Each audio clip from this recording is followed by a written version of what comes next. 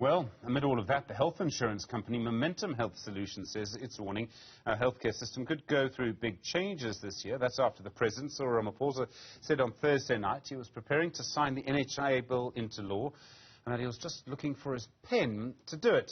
But business groups have said they'll go to court if the NHI Bill is signed into law in its current form. Damian McHugh is the marketing officer for Momentum Health Solutions. Damian, good afternoon to you. If the NHI Bill becomes law, it will lead to big changes. Government says those changes won't happen quickly.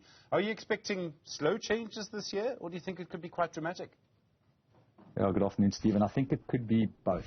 I think there's a lot of things in our healthcare system in South Africa that need reform. I think let's make that firstly clear.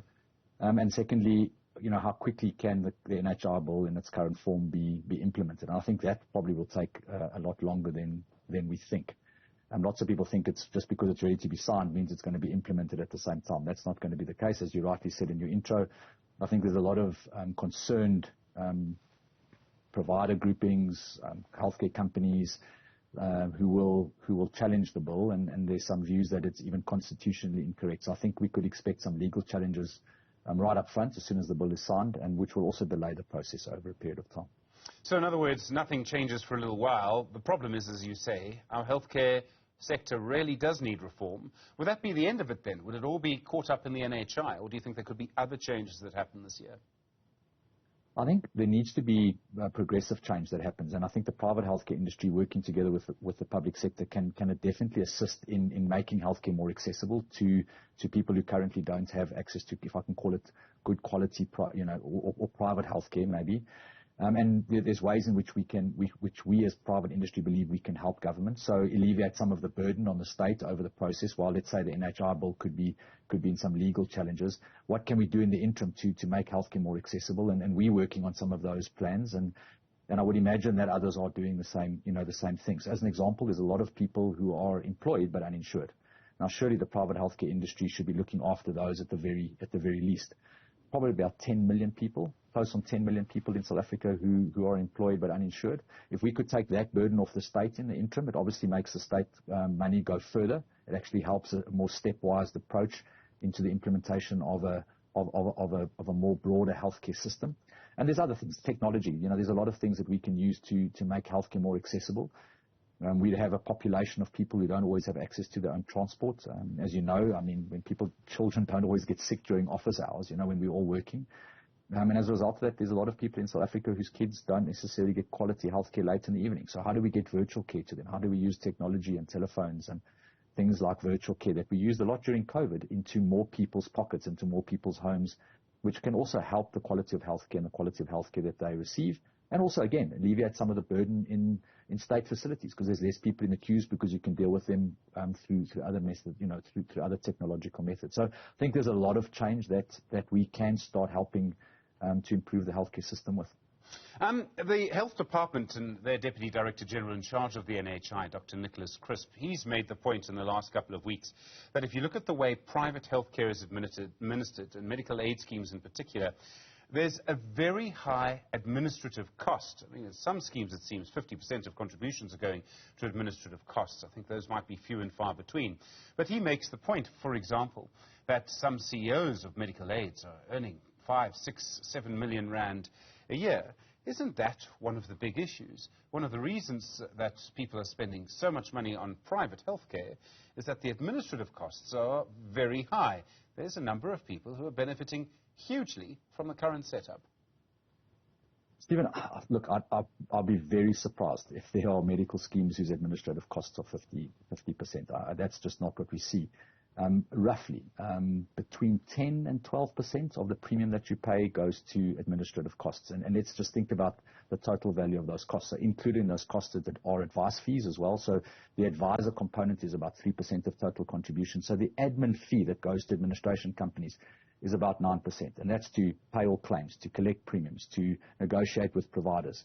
There's a lot of call centers to help members with the benefits that they're doing, the actuarial services that you need to price benefits like that, because those are mutual societies. The societies are run by, the medical schemes are run by its members. It's not run by the administration company. So if your scheme is charging you too much, you have every right as a member of that scheme to say, but why are you charging us as much? And you can take your administration services to tender. So it's definitely not, oh, these people in Momentum or these other organizations are stripping out large amounts of money out of members' medical schemes. That's not what's happening. It's pretty regulated. It's 10, 12% roughly, and 3% of that is broker fees, and and they provide a really important role to help the members as well. So it's not lots of money is being stripped out for administration costs. That's not the case. Rule of thumb, probably, let's say, if you want to be aggressive, 15%, but that would be on the very high side. 50% is just would be totally unheard of, and that would be totally wrong. If there are schemes that are doing that, I would ask those scheme members, look at the financials. If you see that sort of level, get involved and become a trustee and get rid of that administration company, because that is just totally wrong. So I think most of the administration companies that we compete with and ourselves have very strong rules about how much of that, because it's members' money that we're using to administer the services that we provide, and it's taken very, very seriously. You say that our sector, the healthcare sector, possibly needs more commitment. I suppose the question then would be, how can our healthcare system be more efficient? How can it provide a better service to more people? I mean, that's one of the aims of the NHI. I realize the way in which it's being done is incredibly contentious. What would you suggest could change to make it more efficient and to provide a better service to more people? So our purpose as Momentum is more health for more people for less. And so we want to be able to get better quality healthcare to more people, and we want to be able to do it in a price that's costing the country less than what it is currently doing.